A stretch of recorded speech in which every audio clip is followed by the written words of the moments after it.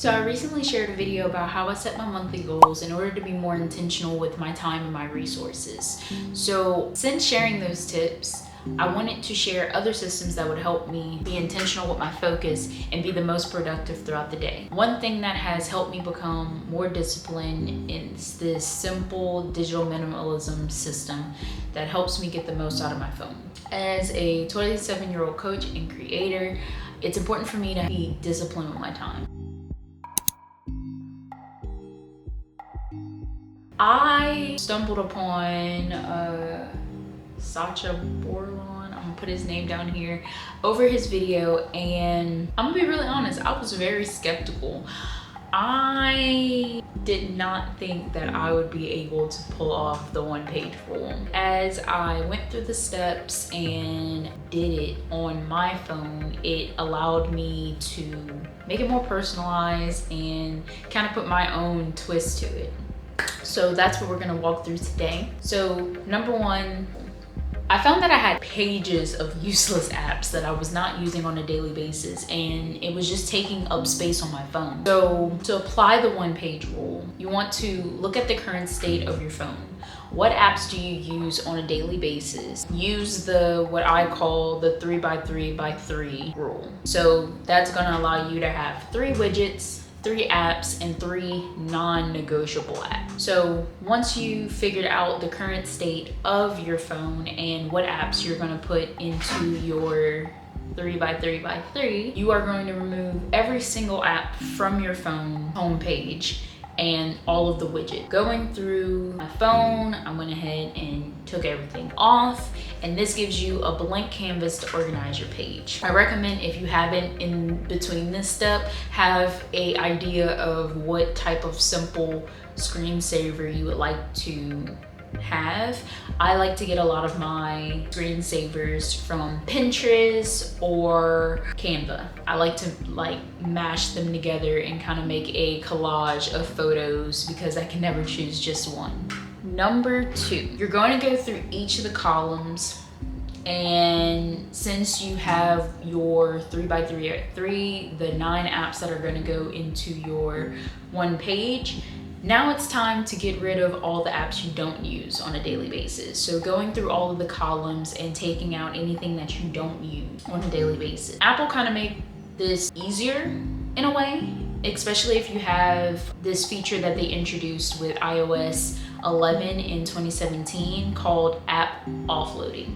So what app offloading does, it automatically deletes any apps that you do not use on a daily basis or in a very long time, but it keeps all the documents and the data from those apps. So if you needed to reinstall the app, all of your data would still be there. Going through and just taking off every single app that you haven't used in a while that has the little cloud icon. They noted by having the cloud icon saying that you have data for this app, but you just do not have it on your phone. The second set of apps that I went ahead and deleted were any apps that I downloaded from the App Store that I tried maybe for the free trial and never thought of purchasing, or I didn't like the user interface, or they were just bombarding me with ads and wanting me to purchase the app so badly. All of those apps went ahead and deleted, because if I'm not finding the value for it or using it, why is it just taking up space on my phone? So it was really hard going through some of my apps, especially the food apps. Your girl's a foodie, so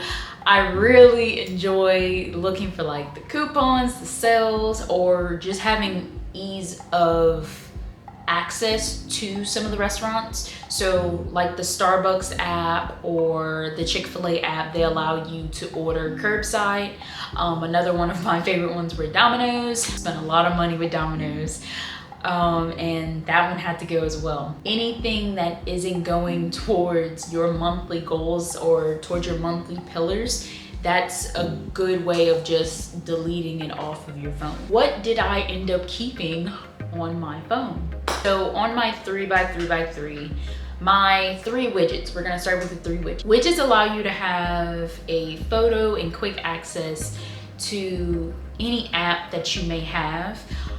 So it doubles as a really cute photo and or motivation while also having quick access to the app. So my 3 widgets are the Notion widget. I use this app for note-taking and writing my scripts for my YouTube videos and any content ideas. My second widget, probably my most favorite widget, is the Bible app, because not only does it give you the daily verse on your screen at all times, but they also put it in a nice, cute picture format. So that one's kind of has the 3-hit wonder. It has the photo, it's also helping me keep my daily verses, and it gives me quick access to the Bible app without just having the Bible icon there. Naming my year of self-discipline, I want to have a better relationship with God in my spiritual pillar. So this allows me to have that access to achieving that goal. Organizing my time and resources, you see how I'm going. All right, my last widget is the calendar widget.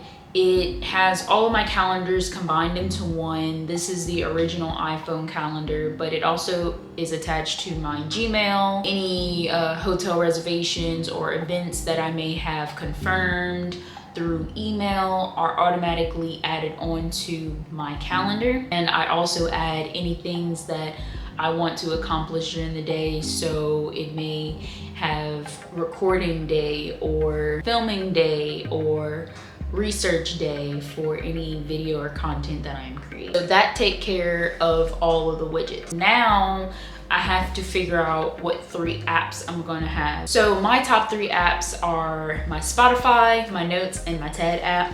So Spotify, music is a really big part of my life. I use it for everything. Background music to help me get through certain moods that I may be having. Spotify also has podcasts on there and allows me to just express myself musically. I did go through a declutter of my Spotify, so if you want to see that video, go ahead and let me know in the comments. My second app is my Notes app. So before I had Notion, I use Notes for everything. All of my note taking, all of my freestyles, lyrics, shopping lists, collabing with friends. I believe that the Notes app does a really great job of allowing me to collaborate with my friends through text message. It's a really easy way to share certain lists, especially like the grocery list or Christmas list. The only thing about it, I think it does lack a little bit of the depth that the Notion app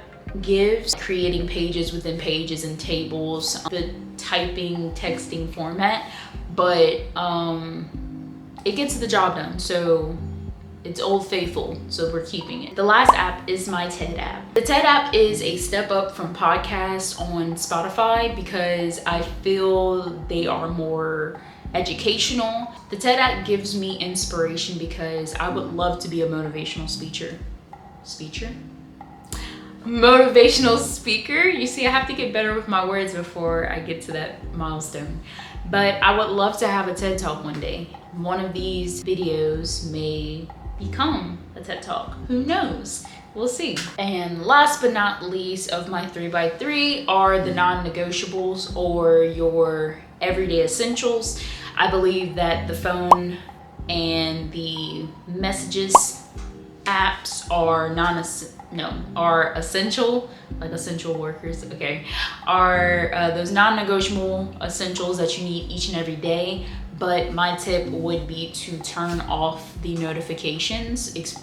Well, not the notifications, more so the notification badges. So I went ahead and turned off my badges because I felt as if people who had my number would text me or call me thinking they would get an immediate response, not knowing what my calendar looks like, and it just seems like they had unlimited access to me. So during this time, I needed to create that boundary that it's okay for someone to have your contact information. You get to ultimately choose when you respond. Now, to have a good relationship, I wouldn't say respond a week from when they text. Taking off the badges doesn't attract my eye to where I'm constantly just repeating back and forth. It allows me to kind of detach from my phone, and when I do get a chance to have time away from the things I need to accomplish, I can look and respond when needed. me. And notification badges are annoying, especially when I'm in a productive mood. I feel that really I'm just trying to ignore a call or text because I don't know how to respond, or I'm just not ready to respond. So yeah, that's what I did. People believe that just because you have a phone, they should have unlimited access to you, but just because you have my number doesn't mean we're gonna talk on a daily basis. I will give out my social media before I give out my personal number. I feel more comfortable you messaging me or DMing me on social media than I do on my personal number, because I feel like that's a little bit of invasion of space. So if we just know the steps, we know that you will receive a text before a call before a FaceTime, and a FaceTime before I meet in person. But if you need me, leave me a voicemail before spam calling without an emergency. Now, if there's an emergency and you're spamming, that's okay. Last but not least on my essentials would be my clock app. I tend to use the clock app a lot when I'm setting up my timers, alarms, or doing any type of time blocking. I'm still learning the whole time boxing and time blocking deal. So that is what's on my one page. Now, the last steps you're gonna wanna do is number 3, declutter your contacts. I started off with a solid like 200 and something contacts, and once I went out, took out a bunch of people that I just didn't contact in a long time, or I had your number from high school and I don't even know if that's your same number, I went ahead and deleted it. Before the rise of social media, it was very important in order to stay in contact with people is to get their number. So that was really the only way you were going to be in contact with those people. But we have social media now. So like I said before, I am very quick to give you out my social media before my phone number. I feel like social media allows me to kind of put you in a certain category. Like if I give you my LinkedIn, I know that we are professionals, you're my coworker. If I'm giving you Instagram, you're probably a friend or a fellow content creator or business owner. And if it's Facebook, it's definitely a family member that I don't keep in close contact. Maybe like a second cousin or grandma loves Facebook. So as a tip, give out your socials before you give out your personal number.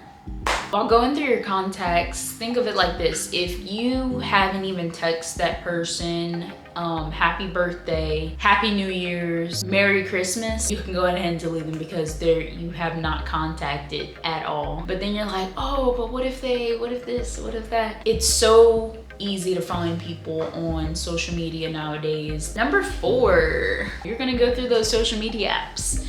Studies show that scrolling for hours on social media has a negative impact on mental health. It tends to lure people into socializing digitally rather than physically, causing emotions like depression, feeling left out, insecurity, isolation. So if you do decide to scroll, have an endless scrolling session, go ahead and seek out positivity when you scroll. Something funny, something encouraging, something positive to kind of get your head out of the funk, but also it isn't feeding you negative things while you are scrolling. Number 5, Apple released another feature in 2021 called the focus feature. It allows you to set your notifications from people and apps during a certain time period. So I created the time with God focus, and I find that it's really important to keep that quiet time. So I have absolutely no notifications from any app or anyone. I feel that if you know me, you know that I really enjoy my quiet time with God. I feel that's when I get the most revelation and mental clarity, when I do get that time to spend with God. So yeah, right now, that's like the best thing. I want to thank you so much for watching until the end. If you would like to see more about my self-discipline journey this year, please let me know in the comment, like, subscribe, share this with someone who needs to clean out their phone, and I'll be back with another video soon. Peace.